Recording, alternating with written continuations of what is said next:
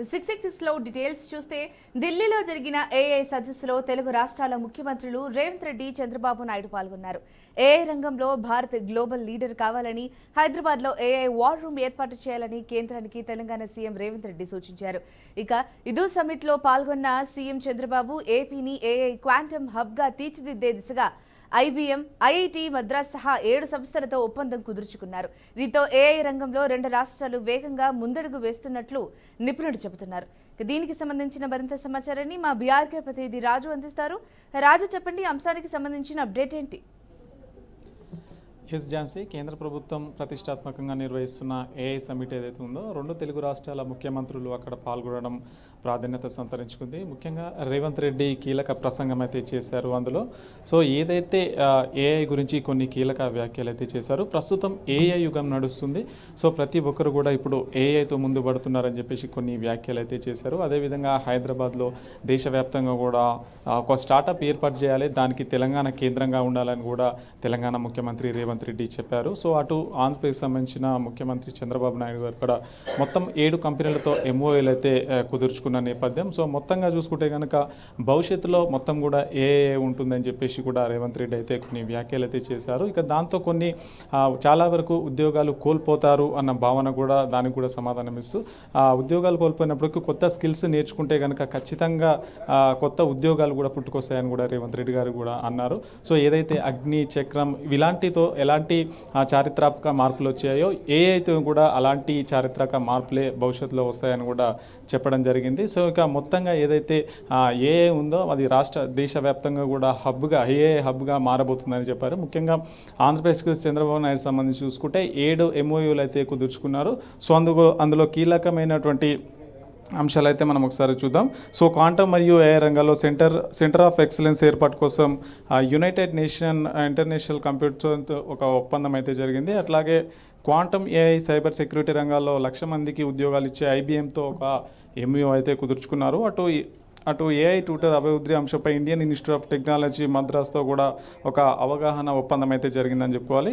ఇక అమరావతి క్వాంటమ్ వ్యాలీలో centre of excellence కోసం ఒక వైజర్ సింగ్తో ఒక ఒప్పందం అయితే జరిగిందని చెప్పుకోవాలి. ఇక మొత్తంగా 2 తెలుగు రాష్ట్రాలకు సంబంధించిన ముఖ్యమంత్రులు ఇక్కడ ఏఐ సమ్మిట్లో పాల్గొనడం ప్రాధాన్యత సంతరించుకుంది. ఇక భవిష్యత్తులో మొత్తం కూడా ఏఐతో ఉద్యోగాలు ఎక్కువ కోల్పోతారన్న వాదన కూడా వాళ్ళు తెలుసు. కొత్త స్కిల్స్ నేర్చుకుంటే కనుక ఖచ్చితంగా ఏఐతో మంచి ఉద్యోగాలు చేయొచ్చు అని కూడా చెప్తున్నారు. ఇక 2 తెలుగు రాష్ట్రాల ముఖ్యమంత్రులు అక్కడ ఉండడం తెలుగు రాష్ట్రాల్లో ఒక ఆసక్తికర వాతావరణం అయితే నెలకొందని చెప్పుకోవచ్చు. ఇక ముఖ్యంగా రేవంత్ రెడ్డి గారు చాలా విషయాలు అయితే అక్కడ ప్రస్తావించారు. ముఖ్యంగా ఏదైతే రీసెంట్గా తెలంగాణలో గ్లోబల్ సమ్మిట్ జరిగిందో దాని గురించి కూడా చాలా విషయాలు అయితే ప్రస్తావించడం జరిగింది. అటు చంద్రబాబు నాయుడు గారు కూడా ఆ రాష్ట్రానికి సంబంధించి 2 రాష్ట్రాల సీఎంలు కూడా మొత్తం కూడా వారి రాష్ట్రాల అభివృద్ధి గురించి కూడా కొన్ని కీలక వ్యాఖ్యలు అయితే చేశారు. మొత్తం ఆంధ్రప్రదేశ్ సంబంధించి 7 కంపెనీలతో ప్రముఖ దిగ్గజాలతో సీఈఓలతో కీలక భేటీలు జరిగిన నేపథ్యంలో వాళ్ళతో ఎంఓలు అయితే కుదుర్చుకున్నారు. మొత్తం మీద ఈ సమ్మిట్ ఏదైతే ఉందో తెలుగు రాష్ట్రాల అభివృద్ధి పైన కొత్త ఇంపాక్ట్ పడే అవకాశం అయితే మనకైతే ఖచ్చితంగా కనిపిస్తుందని చెప్పుకోవచ్చు. ఇక ఓవరాల్గా ఈరోజు చంద్రబాబు నాయుడు గారు మొత్తం కూడా ఢిల్లీలో అయితే ఉంటారు. సాయంత్రం ఈవినింగ్ అయితే హైదరాబాద్ తెలుగు రాష్ట్రాలకు అయితే వచ్చేస్తారు. ముఖ్యంగా ఈ 2 తెలుగు రాష్ట్రాలకు సంబంధించి కొన్ని కీలక ఒప్పందాలు అయితే జరిగినాయని చెప్పుకోవచ్చు. Jhansi, right, thank you Raju for the update.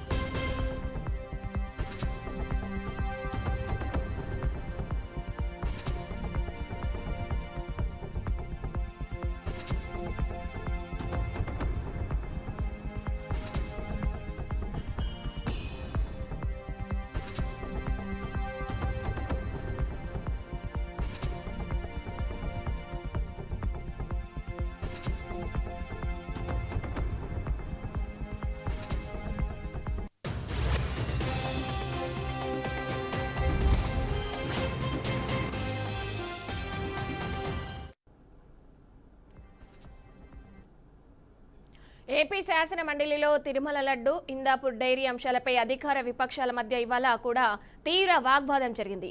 YCP వాయిదా తీర్మానాన్ని చైర్మన్ తిరస్కరించడంతో ఉద్రిక్తత మరింత పెరిగింది.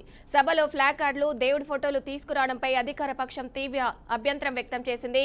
ఇక మంత్రి పయ్యావుల కేశవ్ విపక్షంపై తీవ్రంగా మండిపడుతూ దేవుడిని రాజకీయాల్లోకి లాగి ప్రజల మనోభావాలను దెబ్బతీస్తున్నారని ఆరోపించారు.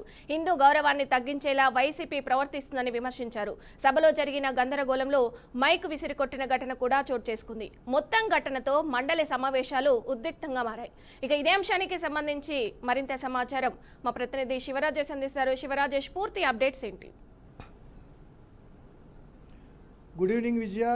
ఈరోజు మండలిలో రసాబస జరిగింది. అయితే మండలి మొదలైన దగ్గర నుంచి మండలి వాయిదా పడేంత వరకు కూడా పూర్తిగా రసబస, తిరుమల లడ్డు వ్యవహారం పైనే ఈ కొనసాగింపు వాదోపవాదాలు కొనసాగాయి. దాదాపు 3 గంటల 40 నిమిషాల పాటు తిరుమల లడ్డు కల్తీలో నెయ్యి వ్యవహారం పైనే ఈ సభలో రచ్చ జరిగింది. ప్రధానంగా చూసుకుంటే వైసీపీ ఎమ్మెల్సీలు ఎవరైతే ఉన్నారో ఈ ఎమ్మెల్సీలు అందరూ కూడా తిరుమల వెంకటేశ్వర స్వామి ప్లేగార్డ్స్తో మండలిలోకి ప్రవేశించారు. అయితే ఎక్కడ తిరుమల వెంకటేశ్వర స్వామిని అవమానిస్తూ ఈ విధంగా చేయటం ఏంది?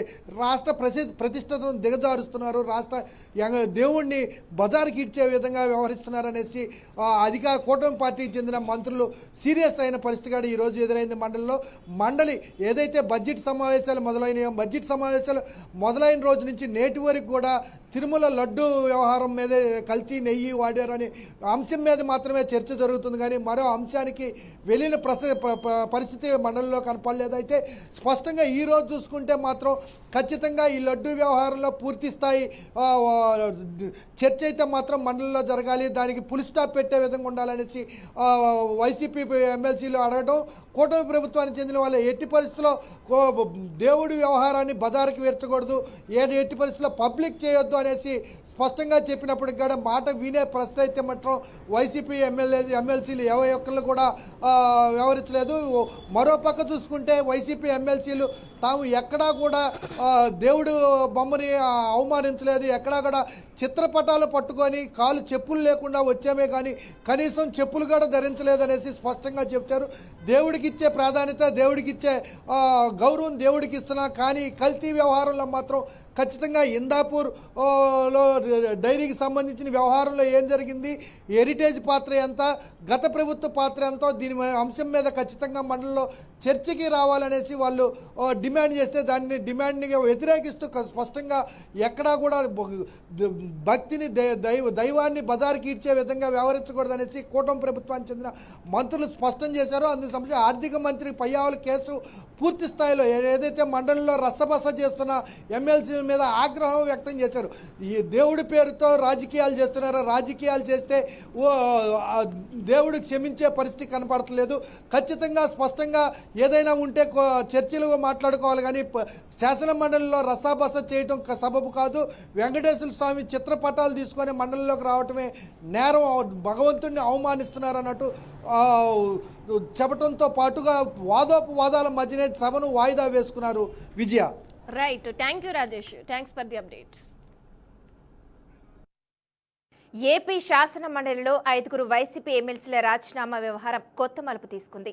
వైసీపీకి రాజీనామా చేసిన కళ్యాణ్ చక్రవర్తి, కరి పద్మశ్రీ, పోతుల సునీత, మర్రి రాజేశ్వర్, అలాగే జయమంగళ వెంకటరమణలకు మండలి చైర్మన్ మేషన్ రాజు నోటీసులు జారీ చేశారు. ఇక ఈ నెల 26న విచారణకు హాజరు కావాలని నోటీసులో పేర్కొన్నారు. జయమంగళ వెంకటరమణను మాత్రం ఈ నెల 25లో హాజరు కావాలని ప్రత్యేకంగా ఆదేశించారు. ప్రభుత్వం మారిన తర్వాత వీరు వైసీపీకి గుడ్ బై చెప్పి వేర్వేరు పార్టీలో చేరారు.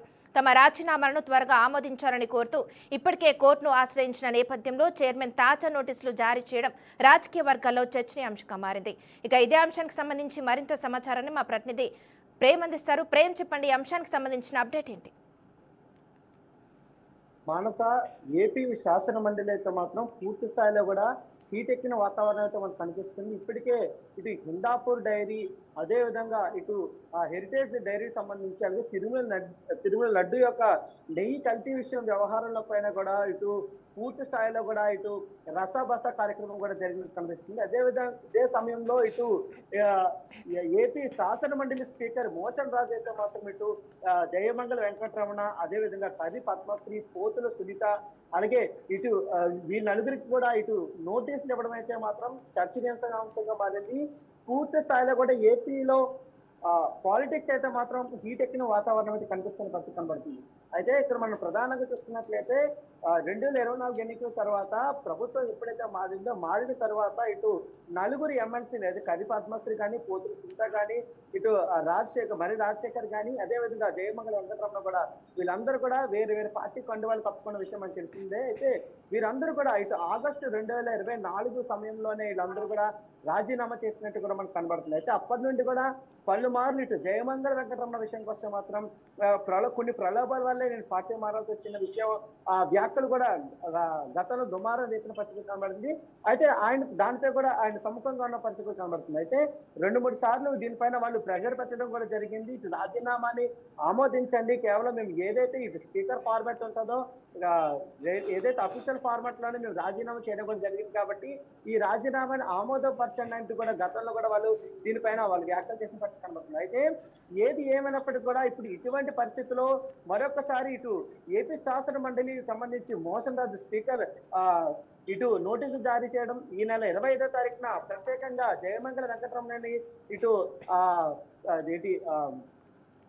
విచారణకు హాజరవ్వమని చెప్పడం, అలాగే మిగతా ముగ్గురు మరి రాజశేఖర్, పోతుల సునీత, కవి పద్మశ్రీ వీళ్ళు ముగ్గురిని కూడా 26వ తారీఖుకి హాజరవడం పైన ప్రత్యేకమైన ప్రాధాన్యత సంతరించుకున్నట్టు కూడా మనకు తెలుస్తుంది. అయితే ఇటు దీనిని ఏ విధంగా చూడాలనే విషయం పైన కూడా ఇటు వైసీపీ వారు కానీ ఇటు కూటమి వారికి కూడా మనం ఆలోచించాల్సిన పరిస్థితి కనబడుతుంది. ఇటు హాజరవ్వమనడంతో కూడా కొంత ప్రాధాన్యత సంతరించుకున్నది. ఇదే విషయం పైన అసలు ఇటు ఏ విధంగా ప్రభుత్వం రియాక్ట్ అవుతుంది, అసలు దాన్ని ఆమోదపరిచే ముందు వాళ్ళ గురించి మాట్లాడే పరిస్థితి ఉంటుందా, లేదంటే కేవలం ఏమైనా ఆమోదపరిచే అవకాశం ఉంటుంది? ఎందుకంటే రాజీనామా చేసిన తర్వాత రాజీనామా చేసిన నేతలను మళ్ళీ పిలిచి అసలు ఏ విధమైన అవసరాల వల్ల రాజీనామా చేయాల్సి వచ్చింది అనే విషయం అన్న అంశంపై కూడా ఇటు స్పీకర్ వారితో మాట్లాడే అవకాశం ఉన్నట్టు కూడా కనబడుతుంది అంతా. అయితే ఈ నెల 25న వరకు వేచి చూస్తారా, లేదంటే ఏమైనా సమానమైన మార్పులు ఏమైనా ఉండే అవకాశం ఉంటుందా, లేదంటే దీనిపైన ప్రభుత్వం లేదంటే శాసన మండలి మరొక అవకాశం ఏమైనా ఇచ్చే అవకాశం ఉంటుందా కూడా ఈ నెల 25-26 తారీఖు వరకు వేచి చూడాల్సి ఉంటుంది అంతా. ఇది ప్రస్తుతం ఉన్న ఏపీ శాసన మండలిలో ఉన్న hot topic. Okay, thank you Prem, thanks for the update. Remaining details చూసుకుంటే శ్రీలంకలో జరిగిన భారత్-పాకిస్తాన్ T20 వరల్డ్ కప్ మ్యాచ్కు మంత్రి నారా లోకేష్ హాజరు కావడం రాజకీయ వర్గాల్లో చర్చనీయాంశమైంది. అయితే మ్యాచ్ టికెట్ నాదే, ఫ్లైట్ టికెట్ నాదే అంటూ లోకేష్ చేసిన కామెంట్స్ కి మాజీ మంత్రి పేర్ని నాని కౌంటర్ ఇచ్చారు. లోకేష్ ఎవరి డబ్బులతో ఫ్లైట్ బుక్ చేసుకున్నారో చెప్పాలని డిమాండ్ చేశారు. పుష్ప సినిమా డైలాగులు సోషల్ మీడియాలో పెట్టడం కాదు, ఖర్చులపై స్పష్టత ఇవ్వాలని వ్యాఖ్యానించారు. మంత్రిగా బాధ్యతలు చేపట్టిన తర్వాత ఎన్ని స్పెషల్ ఫ్లైట్లు వినియోగించారో వెల్లడించాలని నాని డిమాండ్ చేశారు. దీనికి సంబంధించిన మరింత సమాచారాన్ని మా బీఆర్కే ప్రతినిధి సువర్ణబాబు అందిస్తారు. సువర్ణబాబు, చెప్పండి, ఈ అంశానికి సంబంధించిన అప్డేట్ ఏంటి? ఏజెన్సీ ఏదైతే పెన్నినాని చేసిన వ్యాఖ్యలపై హాట్ టాపిక్ గా మారింది అనుకోవచ్చు. రాష్ట్ర వ్యాప్తంగా ఏదైతే శ్రీలంకలో క్రికెట్ మ్యాచ్ వీక్షణపై చేసిన ట్వీట్ తో రాజకీయ వర్గాలు చర్చ రేగిందనుకోవచ్చు. ఏదైతే ఫ్లైట్ టికెట్ నాదే, మ్యాచ్ టికెట్ నాదే అంటున్న నారా లోకేష్ ఏదైతే ట్వీట్ లో వ్యాఖ్యానించారో మాజీ మంత్రి అయితే ఒక పత్రికా సమావేశంలో అయితే వ్యాఖ్యానించారన్నమాట. పుష్ప సినిమా డైలాగ్ ను సోషల్ మీడియాలో పెట్టడం కాదు నాయకత్వం అనేది ప్రమాణం కాదని ఆయన ఏదైనా చేశారనమాట. ఏదైతే పుష్ప సినిమాలో పుష్ప సినిమా ది రిలీజ్ అంటే ది రేంజ్ లో హీరో కూలీగా పనిచేశాడు. అయితే ఏదైతే రాష్ట్ర వ్యాప్తంగా చూసుకున్నట్లయితే నారా లోకేష్ 5 కోట్ల మందికి ఆంధ్రప్రదేశ్ ప్రజలకు కూలీగా పనిచేయాలని చెప్పేసి వ్యాఖ్యానించారు. ప్రజలు ధనాన్ని దుర్వినియోగం చేస్తున్నాడా అని అయితే మరి ఇంకా పెన్నినాని అయితే వ్యాఖ్యానించారు. ఏదైతే నారా లోకేష్ కి ఒక ఫ్లైట్, తండ్రికి ఒక ఫ్లైట్, కొడుకుకి ఒక ఫ్లైట్, ఎక్కడికి వెళ్ళినా కానీ గవర్నమెంట్ నిధులను దుర్వినియోగం చేస్తున్నారు అని చెప్పని వ్యాఖ్యానించారు. అదే విధంగా లోకేష్ ను లక్ష్యంగా చేసుకుని అయితే పెన్నినాని అయితే ప్రశ్నల వర్షం అయితే కురిపించారు. ఏదైతే ఇప్పుడు శ్రీలంకకు వెళ్ళడానికి ఉపయోగించిన ఖర్చు అయితే వివరాలు అయితే వెల్లడించాలి. అయితే బోర్డింగ్ పాస్, ప్రయాణం వివరాలు కూడా బయట పెట్టాలి. ఇంకో మరో చూసినట్లయితే మీకు సొంతగా ఉన్న ఫ్లైట్ వివరాలు అయితే బయటికి జనాలు బహిరంగంగా వెల్లడించాలని చెప్పేసి అన్నారు. మరి మ్యాచ్ టికెట్లకు కూడా ఖర్చు చేసిన నిధులు ఎక్కడి నుంచో వచ్చాయి అంటే గవర్నమెంట్ నిధులు అయితే దుర్వినియోగం చేయడానికి ఎవరైతే ప్రజలు ఊరుకోరు. ఈ వ్యాఖ్యలతో ఏపీ రాజకీయాల్లో ట్విట్ వార్ మరింత వేడెక్కించింది. ఈ విధంగా ఇంకా ఇక ఎటు దిశగా అయితే రాష్ట్ర కూటమి ప్రభుత్వం లేదా వైసీపీ ఎటు దారి తీస్తుందా అని చూడాల్సి వస్తుంది. Jhansi. Right, thank you Suvarna Babu for the update. YCP MLC Anantababu driver Subrahmanyam హత్య కేసులో కీలక పరిణామం చోటు చేసుకుంది. వైసీపీ ఎమ్మెల్సీ అనంతబాబు అజ్ఞాతంలోకి వెళ్లినట్లు సమాచారం. ఇక ఆయన భార్య అనంత లక్ష్మీ దుర్గా అలియాస్ రోజాపై సిట్టు ఛార్జిషీటు దాఖలు చేయడంతో పరిస్థితి ఉత్కంఠగా మారింది. దళిత యువకుడు సుబ్రహ్మణ్యం హత్య కేసులో అనంతబాబుతో పాటు ఆయన భార్య ప్రమేయం కూడా ఉన్నట్లు సిట్టు తేల్చింది. ఇక ఈ హత్యకు ప్రేరేపించడమే కాకుండా నేరానికి సహకరించారని నిర్ధారించింది. ఈ పరిణామాల నేపథ్యంలో మండలి సమావేశం మధ్యలోనే గన్మెన్లు వ్యక్తిగత సిబ్బంది లేకుండా అనంతబాబు అజ్ఞాతంలోకి వెళ్లిపోయినట్టు తెలుస్తుంది.